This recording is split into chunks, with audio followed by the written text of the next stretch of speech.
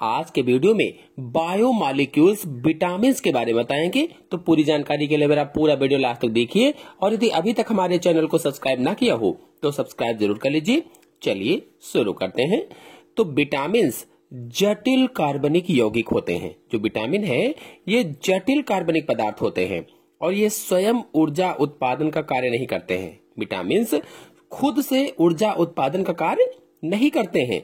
ये उपापचय क्रियाओं का नियंत्रण करते हैं। जो मेटाबॉलिक रिएक्शंस होती हैं उनको कंट्रोल करते हैं और इनकी कमी से अपूर्णता रोग हो जाते हैं। अगर विटामिन की कमी होगी तो डिफिशियंसी डिसीजेस हो जाती हैं, अपूर्णता रोग हो जाते हैं।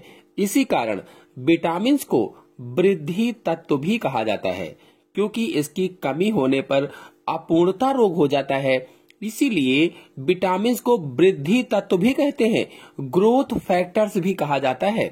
और जंतुओं को विटामिन भोजन के द्वारा प्राप्त होती हैं। जो जंतु हैं इनको विटामिन अगर पूछा जाए कहां से प्राप्त होंगी तो भोजन के द्वारा प्राप्त होती हैं।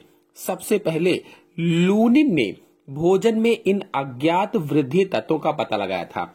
जो वैज्ञानिक लूनिन थे इन्होंने सन 1881 ईस्वी में भोजन में इन अज्ञात वृद्धि तत्वों का पता लगाया था, या ग्रोथ फैक्टर का पता लगाया था, या विटामिन का पता लगाया था। और फिर फुंक ने सन 1912 ईस्वी में फुंक ने सर्वप्रथम विटामिन शब्द का प्रयोग किया था। जो फुंक थे इन्होंने 1912 में विटामिन शब्द का प्रयोग किया था। अब तक लगभग 20 विटामिन ज्ञात हो चुके हैं, 20 से अधिक कह लीजिए विटामिन ज्ञात हो चुके हैं। और विटामिन को 2 समूहों में बांटा गया है, मतलब विटामिन को 2 ग्रुप में बांटा गया है।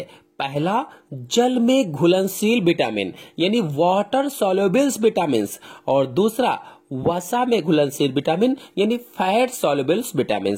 तो जो जल में घुलनशील विटामिन है वो विटामिन बी और सी होती हैं। कई बार क्वेश्चन पूछा जाता है कि किन्हीं 2 जल में घुलनशील विटामिन के नाम बताइए, तो विटामिन बी और सी जल में घुलनशील विटामिन है। कभी कभी ऑप्शन में आ जाता है कि निम्नलिखित में से जल में घुलनशील विटामिन है, तो अगर उसमें बी लिखा है तो बी होगा, सी लिखा तो सी होगा, बी सी दोनों लिखे तो बी और सी दोनों जल में घुलनशील विटामिन होते हैं। फिर दूसरा है वसा में घुलनशील विटामिन यानी फैट में सॉल्युबल हो, तो ए डी ई के जितने भी शेष विटामिन है बी और सी को छोड़कर ये सभी वसा में घुलनशील विटामिन होती हैं।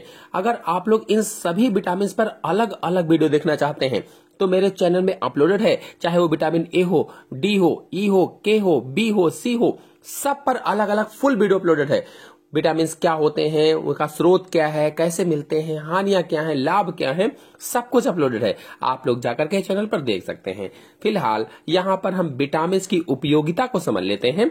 तो पहला है स्वास्थ्य तथा शारीरिक विकास के लिए विटामिन की उचित मात्रा आवश्यक होती है, यानी हमारी हेल्थ अच्छी रहे, स्वास्थ्य अच्छा रहे और शरीर का अच्छे से विकास हो, हमारा शरीर अच्छे से डेवलप्ड हो, इसके लिए विटामिन की उचित मात्रा कहा गया है। यानी जितनी मात्रा हमें चाहिए उतनी आवश्यक होती है। फिर अगला है उपापचय क्रियाओं यानी मेटाबॉलिक रिएक्शंस में अस्थि एवं दांतों की वृद्धि, दृढ़ रंगाओं का निर्माण आदि के लिए विटामिन आवश्यक होते हैं। यानी अस्थियों के निर्माण के लिए, दांतों की वृद्धि के लिए उपापचय क्रियाओं में विटामिन आवश्यक होते हैं। फिर अगला है विटामिन के कारण शरीर में रोगाणुओं से लड़ने की प्राकृतिक क्षमता बनी रहती है। प्राकृतिक क्षमता इसलिए कहा गया क्योंकि रोगाणुओं से लड़ने के लिए अलग से जो वैक्सीन वगैरह लगवाए जाते हैं वो कृत्रिम होती है, लेकिन प्राकृतिक जो अपने आप शरीर में बन जाती है तो उसे प्राकृतिक क्षमता कहते हैं। और रोगाणुओं से लड़ने की क्षमता को प्रतिरक्षा क्षमता कहा जाता है। तो विटामिन के कारण शरीर में रोगाणुओं से लड़ने की क्षमता कैसी होती है, प्राकृतिक क्षमता बन जाती है या बनी रहती है। फिर अगला पॉइंट है रक्त के जमने के लिए आवश्यक प्रोटीन का संश्लेषण विटामिन के सहायता से होता है। जो रक्त का थक्का जमता है या ब्लड क्लॉटिंग होती है उसके लिए प्रोटीन का संश्लेषण विटामिन की सहायता से ही होता है। और विटामिन की कमी से अनेक रोग भी हो जाते हैं। अगर हमारे शरीर में विटामिन की कमी हो जाए तो बहुत सारे रोग हो जाते हैं। कौन कौन से रोग हो जाते हैं अगर आप जानना चाहते हैं तो चैनल में अलग अलग vitamin A, vitamin B, vitamin C पर अलग अलग वीडियो अपलोडेड है, एक में भी अपलोडेड है। आप लोग जाकर के वहां से देखिए, अच्छे से समझिए, समझ में आ जाएगा।